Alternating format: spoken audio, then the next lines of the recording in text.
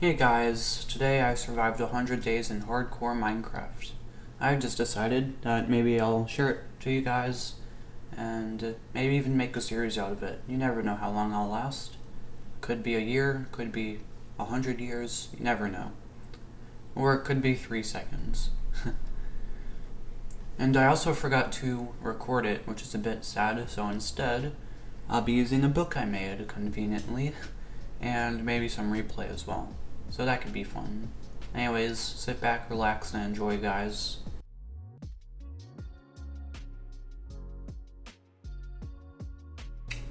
On day 1, I spawned into the world in a plains biome. It was nice. I spawned near 2 villages. So I made some iron tools and armor, made some food, went to the nether, and most importantly I made a book which I call the Journal of Time. This book I document almost all the important stuff I've done and just major events that happened. Sometimes if I go like AFK or I don't do anything important a day, I just skip the day. Anyways, on day 2 I raided a bastion and a fortress. This was getting me enough armor and blaze rods for most of the run. Got some obsidian and stuff, and yeah. On day 4 I entered the stronghold, and that's about it. And on day 5 I found the end portal. It was a 3-eye, so it was pretty nice. I also found a desert temple, and that had an enchanted golden apple, silk touch book, and I also found a desert well in another village. That was nice. On day 7 I was entering the end and day 8.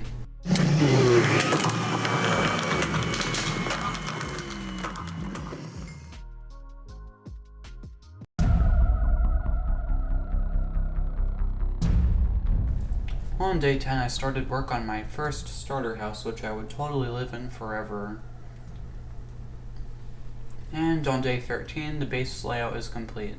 I also linked a taiga biome to my base. This was just using nether portals, and it made it easy to travel there and get new types of wood. Yay. Day 14, I go mining. The entire day. For lots of resources. Wow. On day 15, I got an enchanting table, and I made some tiny sugarcane farm, but that was more just me planting sugarcane by a river. Something you do at the start of your run. On day 16 I found a pillager outpost. I wrote down the coordinates of it. Strangely, there were 0 pillagers there, so I just got some free loot. Even when I was leaving there was no pillagers there, so oh well. And by day 17 the exterior of my house is like mostly complete and the house is secure. So I finally don't have to worry about mobs. On day 18, literally one day after thinking I don't need to worry about mobs, while I was getting wood for the house, I was attacked by a spider. Usually this isn't a problem, but I had a problem. My PC just died and I really didn't log out in time. So I just barely survived on 1 heart, but I had to buy a new computer. Doing this corrupted all of my world and my past hardcore world, so my 6-month-old hardcore world broke, so rip. But in this world, I just lost all my statistics and achievements somehow. And then I finished the roof. So that was not nice, that cost a lot, but like, that's done with now. On day 19, my starter house is basically complete. The exterior is completely done, but I'll upgrade the inside, add some portals, and stuff like that. Oh, also, good thing to mention, this starter house is right above my end portal, so I always have end access and nether access. Something I always do for every world. On day 20, I made some sort of enderman farm, although it wasn't really that efficient. It was just a few blocks high roof. So I don't know if it's really a farm, but I got a lot of endermen anyway. The next part of day 20, I made it to the nether roof, and I also got a portal which will link to the nether roof. I also broke my first bedrock. I mean, yeah, 20 days breaking bedrock, this is fine. Anyways, this was the start to my Nether Roof invasion project, as I called it. And I also calculated the world seed, so I found a bamboo forest. On day 21, I found a 15 vein of redstone, and I started working on the Hoglin farm. Now, this redstone was really nice because that is my favorite ore, and I've never seen a vein that big, but that was nice. And by day 22, my starter Hoglin farm was complete. That didn't take long. From day 23 to 27, I AFK'd at the Hoglin farm. This was just an excuse to be on the server because I was actually at online school, but more about that later. So I got 19.5 stacks of cooked pork chops and 3 stacks of leather. This would keep me going for a long while, and I would not need to AFK again for a while. On day 29, I made a nether portal on the nether roof, which linked a village. I caught 2 villagers, and I brought them to the roof. I then proceeded to make a villager breeder, and they made children, yay! On day 31, I made a wool farm. This was basically just like my starter wool farm. Doesn't really do much, but I like it anyway. Day 32, I start finishing up my villager breeder, and it's a basic design, just a wall, some beds inside it, a second wall, and then a normal area for them, I guess. And I did this in the nether, so if I right click a bed, I will die instantly. How fun. On day 34, my base interior is completely polished up, and well, mostly polished up. It's still a grass floor, but we don't talk about that. I also got a fully enchanted diamond armor set and fully kitted out enchanting table with bookshelves. So I decided to start a gold farm. On day 37, I linked a nether fortress to my base. I'll be using it later, I think. On day 38, the starter gold farm is complete. It will get a lot better though, because currently it's quite slow. On day 44, I got a looting 3 villager from the villager breeder. And on day 40 to 45 was my first rush, the Emerald Rush. I rushed getting a stack of emeralds to get a mending and looting book. I have that now.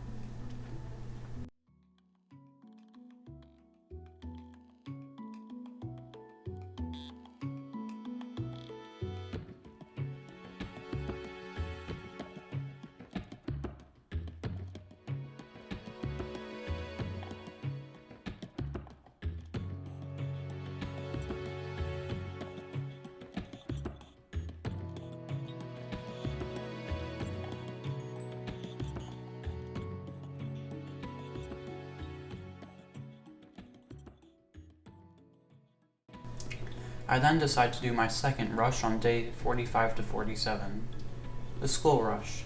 In just these 2 days, I got 30 skulls. Oh my god! On these 2 days, I got 3 skulls. And on day 48, I killed the Wither without moving or using armor. I also linked the world spawn to the nether roof so I won't get stuck there. And I totally didn't use the end bedrock to kill the Wither. On day 49, I improved the gold farm, and on day 50, halfway to 100, yay, I finally got a stable income of emerald from the gold farm. Now I have a lot more mending books, and life is getting better. Still not good yet, though. So on day 51, by now I have mending on practically all my tools and armor, and on day 52, while I was having a peaceful day, I got raided by a pillager patrol. They died, but I nearly burnt down my house in the process.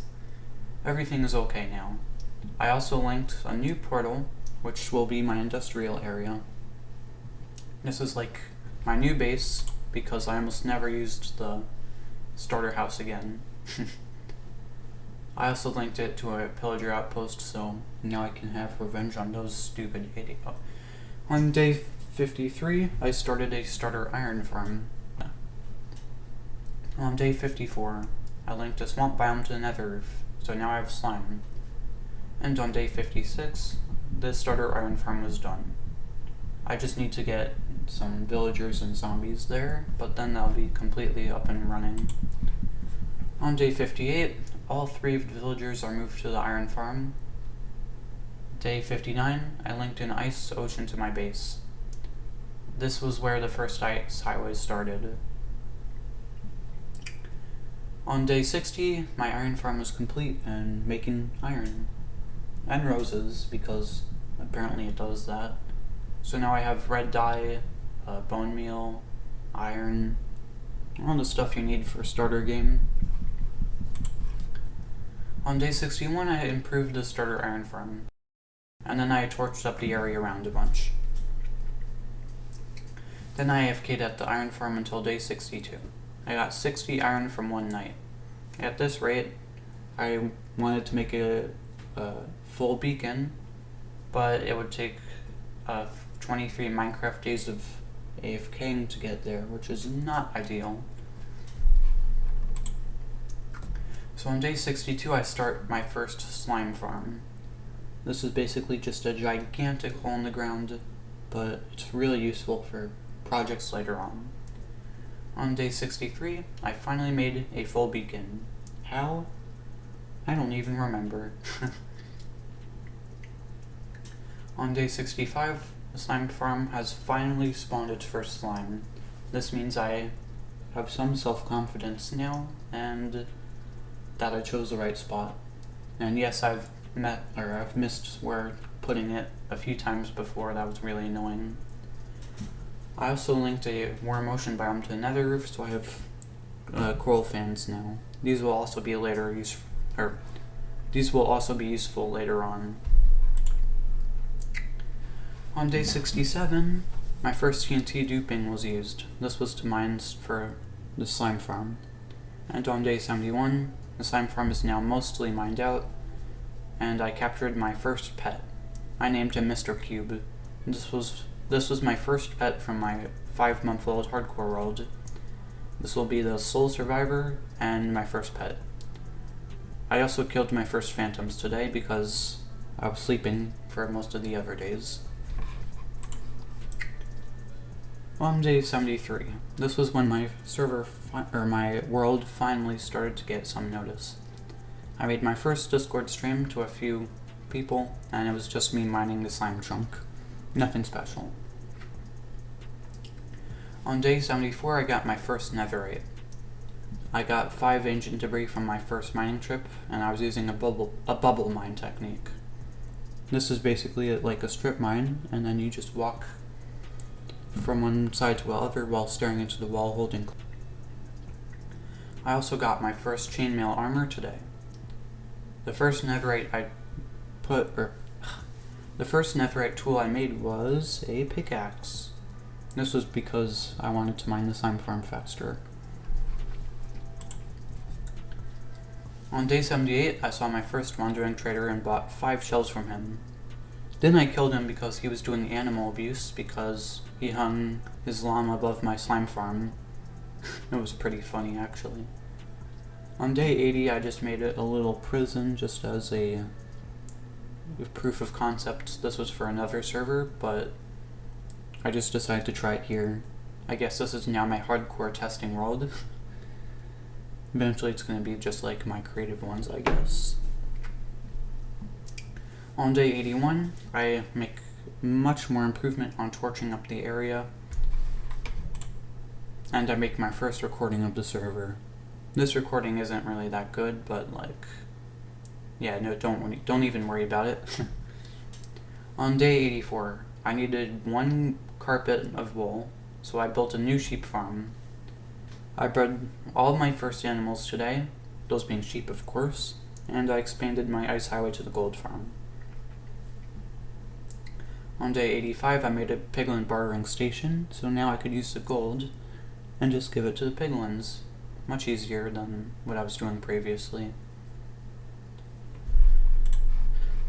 On day 86, I got a fortune-free villager. That's about it. And on day 88, I caught my first bees. Or at least my first beehive. It had bees in it. Yeah, okay. On day 90, I also start my mob farm. And I also brought some sugarcane and bamboo to the city. And yeah, I'm just gonna call it a city from now on because I like that a lot more than industrial district. On day 93, despite me having a bow from day 1, it took me all the way until now to finally shoot my first thing, and that was just a normal mob. And on day 94, my mob farm was complete.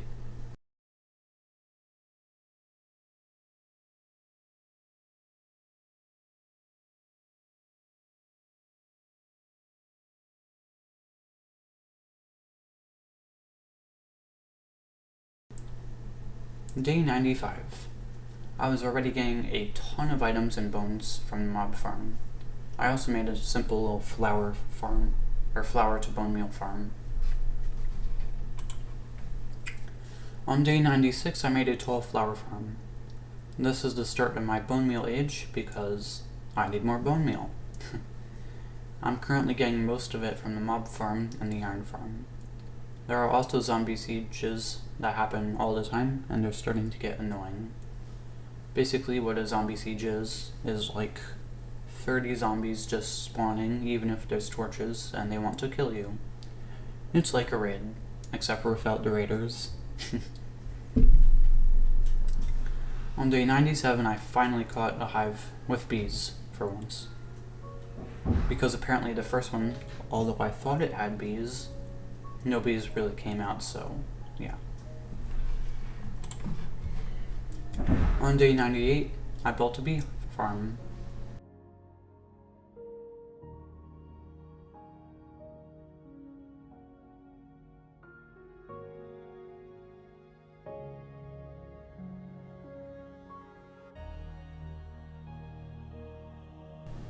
And day 100.